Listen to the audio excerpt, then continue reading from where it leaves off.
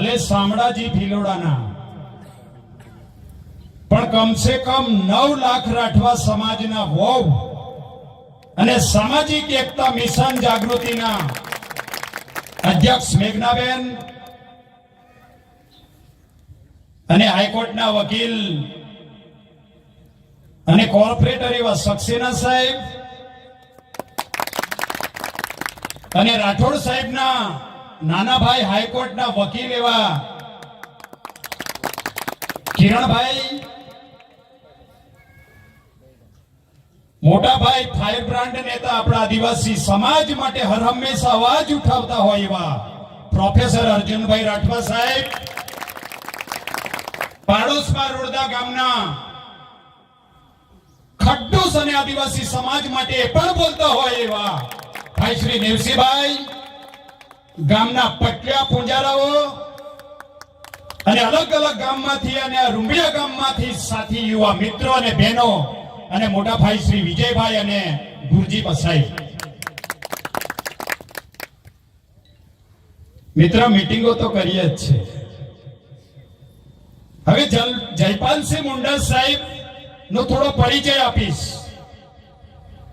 જયપાલસિંહ મુંડા આપણા જેવા એક ગરીબ કુટુંબમાં અને આદિવાસી સમાજમાં એમને 3/1/1903 માં ખૂટીમાં એમનો જન્મ થયો. ખૂબ ગરીબ કુટુંબમાં, અને એવા સમયની અંદર 18મી 19મી સદીના મહાનાયક કહેવાય. એવા સમયની અંદર ખૂબ તકલીફો અને સંઘર્ષ કરીને પોતે ભણ્યા. એમનું ખરેખર એજ્યુકેશન ઇંગ્લેન્ડમાં ઓક્સફર્ડ યુનિવર્સિટીમાં ભણેલા. એ માત્ર હોકી ટીમના કેપ્ટન એટલા નહીં, પણ જે હાલના તબક્કા પર યુપીએસસી ની જે એક્ઝામ, જેને આપણે આઈએએસ ની એક્ઝામ કહીએ, એ આઈઆરએસ થયેલા હતા. કલેક્ટર જેટલી ડિગ્રી હતી એમની સાથે. અને 18મી સદીના મહાનાયક આપણે ભગવાન બિરસા મુંડા, ખાજ્ય નાયક, તંત્ય મામા, સિદ્ધુ કાનુ, આ લોકો પણ 18મી સદીના આદિવાસી મહાનાયકો હતા. અને મિત્ર, એમની જે મૂળ લડાઈ હતી તે જળ, જંગલ, જમીન અને આક્રમણખોર પ્રજાતિ અને અંગ્રેજોની સામે જળ, જંગલ, જમીન બચાવવા માટે એમનો સંઘર્ષ હતો 18મી સદીમાં. અને ત્યારબાદ મિત્ર 1947માં આ દેશને આઝાદી મળી, દેશ આઝાદ થયો. અને જ્યારે દેશને ચલાવવા માટે ભારતના બંધારણની વાત આવી, ત્યારે બંધારણીય કમિટીના પ્રમુખ બાબા સાહેબ આંબેડકરની સાથે એ પોતે પણ બંધારણીય કમિટીના સભ્ય હતા. આજે આપણે બધા 5મી અને 6ઠી અનુસૂચિની જે વાતો કરીએ છે, એ ભારત દેશના બંધારણમાં આ ભગવાન જયપાલસિંહ મુંડાજીના બદૌલત આપણે 5મી અને 6ઠી અનુસૂચિની જોગવાઈ છે. એટલું નહીં, જયપાલસિંહ મુંડાએ ભારતીય સંવિધાન જ્યારે લખાતું હતું ત્યારે એમને બીજી પણ એક વાત રાખી હતી કે ભારતના બંધારણમાં અનુસૂચિત જનજાતિ નહીં, આદિવાસી શબ્દ લખો બંધારણમાં. શું કીધું? આદિવાસી લખો. આદિવાસી મતલબ આ દેશના મૂળ માલિક શબ્દો છે. જ્યારે અનુસૂચિત જનજાતિ એ કોઈ ટોળું કે સમૂહમાં આપણી ગણતરી થઈ છે. એટલા માટે અમને આદિવાસી શબ્દનો ઉલ્લેખ કર્યો હતો. પણ કમનસીબે આદિવાસી શબ્દ બંધારણમાં નહીં લખી શકાયો.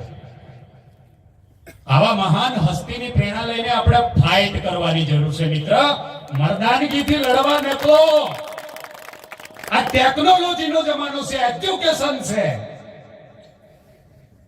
એટલે બીજા ખૂબ વક્તા છે, હું બોલવા વાળો છું, પણ એક વાત કહીને તમને મારી વાત અહીંયા પૂરી કરીશ કે 1960માં મહારાષ્ટ્રમાંથી ગુજરાત છૂટું થયું અને 1961માં ગુજરાત રાજ્યની સ્થાપના થઈ અને 1963માં પંચાયતી રાજ આવ્યું. ત્યાર પછીથી આ રાજ્યના વિકાસમાં સૌથી મોટો સિંહ ફાળો હોય ને તો આદિવાસી લોકોનો છે મિત્રો, આદિવાસી લોકો.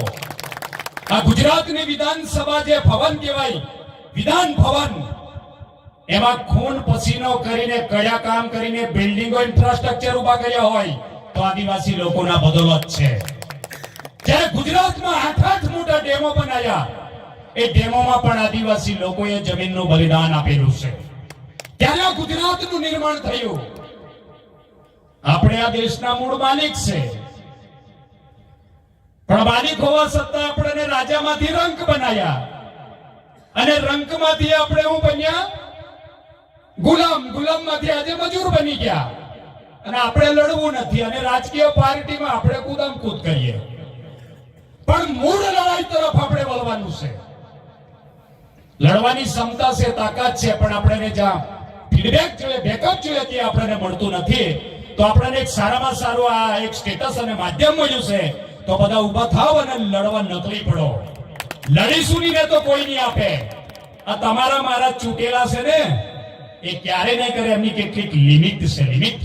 એ લિમિટ તમે મેં નથી જાણતા. તો બંધ બારણે કુલડી મેં ગો ફંગાઈ તમું ભોણ્યા નહીં મેં, બરાબર? એટલે તમને કહી દઉં, ઉમરગામથી અંબાજી સુધી ટ્રાઇબલ બેલ્ટ કહેવાય. એમાં 249 તાલુકાની અંદર 5મી અનુસૂચિ લાગેલી છે. અને 5મી અનુસૂચિ વિસ્તારની અંદર કોઈ પણ સરકાર કે બિન આદિવાસી 5મી અનુસૂચિ વિસ્તારમાં રહેતા આદિવાસીઓ કે ગ્રામસભા કે એમના વડાઓના પૂછ્યા વગર કોઈ પણ પ્રકારની હરકત થઈ શકતી નથી. તેમ છતાં બંધારણના આજે વર્ષો પછી પણ ભારતનું બંધારણ 20% જેટલું અમલમાં નથી આવ્યું. જો 20% જેટલું પણ બંધારણ અમલમાં આવ્યું હોય તો આ પરિસ્થિતિ આપણી ના હોય. એટલે ઉમરગામથી અંબાજી સુધી 14 જિલ્લામાં ખૂબ મોટા પ્રમાણમાં ખનીજ છે, ખનીજ. અને ખનીજથી આખા ભારત દેશનું અર્થતંત્ર ચાલે. અને ખનીજ કાઢવું હોય તો આદિવાસીઓને અહીંથી તગેડી મૂકવા પડે. માત્ર ખનીજ નહીં, ભવિષ્યમાં ઇકો સેન્સિટિવ ઝોન આવશે, અભયારણ્ય આવશે, ભારતમાલા પ્રોજેક્ટ લાવશે, સરદાર પટેલનું સ્ટેચ્યુ લાયા, કાલે બીજી કોઈ યોજના આવશે. એટલે વિકાસના નામ પર આદિવાસીઓની જમીનો હડપી લેવાનો અને આદિવાસી પોતાના અધિકાર માટે લડે તો નક્સલવાદના નામ પર મારા જેવા તમારા જેવા આગેવાનોને જેલમાં ઘાલ દેવા આ સરકારના ધંધા છે.